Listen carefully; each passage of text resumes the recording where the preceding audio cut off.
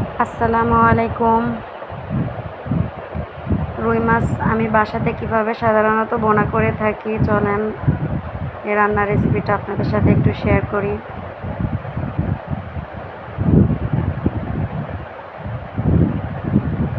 মাছগুলো সুন্দর করে ধুয়ে নিয়েছি, ঝালের গুঁড়া, হলুদের গুঁড়া, লবণ দিয়ে মাখিয়ে নিব।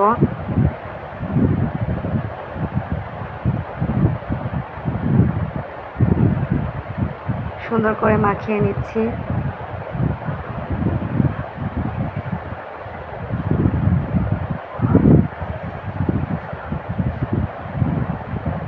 মাখিয়ে নেওয়া হয়ে গেছে। এখন চুলার উপর ফ্রাই প্যান বসিয়ে দিলাম। মাছগুলো এখন সুন্দর করে ভেজে নিব। পরিমাণ মতো তেল দিয়ে নিচ্ছি।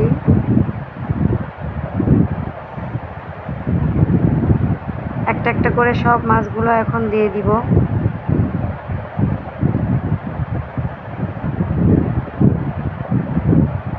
এক পাশ ভাজা হয়ে গেছে, এখন উল্টিয়ে দিচ্ছি আর এক পাশ ভাজি করার জন্য।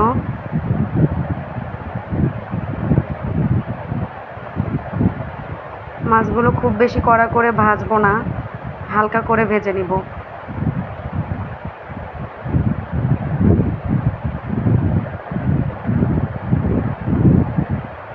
মাছগুলো ভেজে নেওয়া হয়ে গেছে, এখন তুলে নিচ্ছি।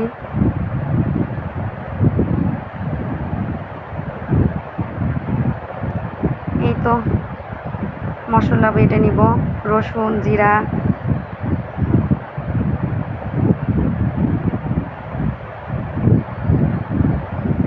দুইটা এলাচ, সবগুলো একসাথে বেটে নিচ্ছি সুন্দর করে।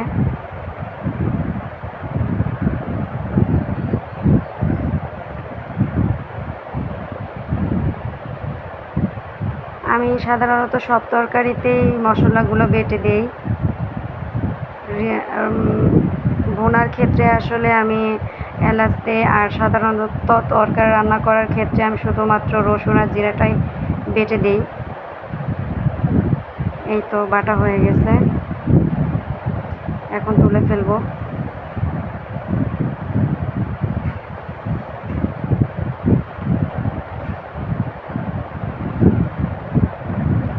ভেজে রাখা মাছের তেলের মধ্যে আমি রসুন, পেঁয়াজ কুচি দিয়ে দিলাম, মরিচ কুচি, সবগুলো একসাথে ভেজে নিব।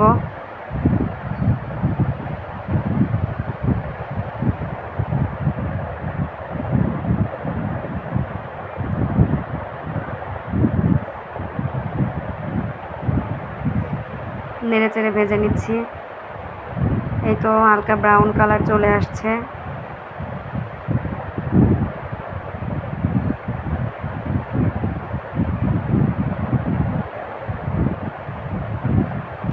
সামান্য পরিমাণ পানি দিয়ে দিলাম। বাটা মশলাগুলো দিয়ে দিলাম।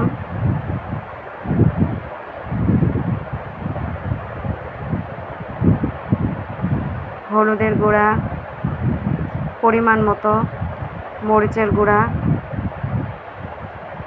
ধনিয়া গুঁড়া দিয়ে দিলাম, স্বাদ মতো লবণ দিয়ে দিচ্ছি। এই সব উপকরণগুলো দিয়ে দিলাম আবার দুইটা দারুচিনি। সবগুলো উপকরণ এখন নেড়ে চেড়ে কষিয়ে নিব।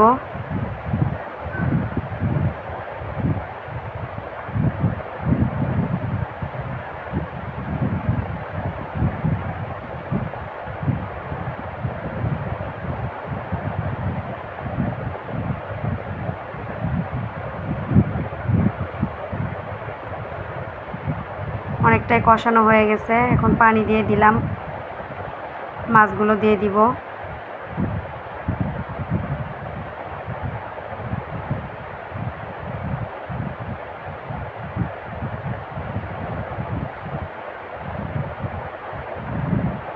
ঢাকনা দিয়ে ঢেকে দিব।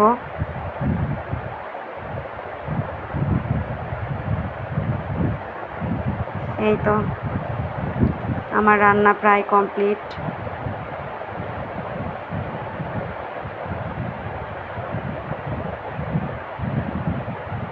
আবার একটু ঢেকে দিচ্ছি ভালোভাবে হওয়ার জন্য।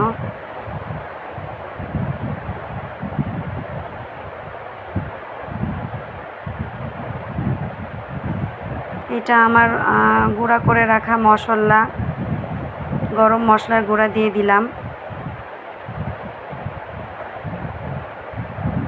এই তো এখন পরিবেশনের পালা।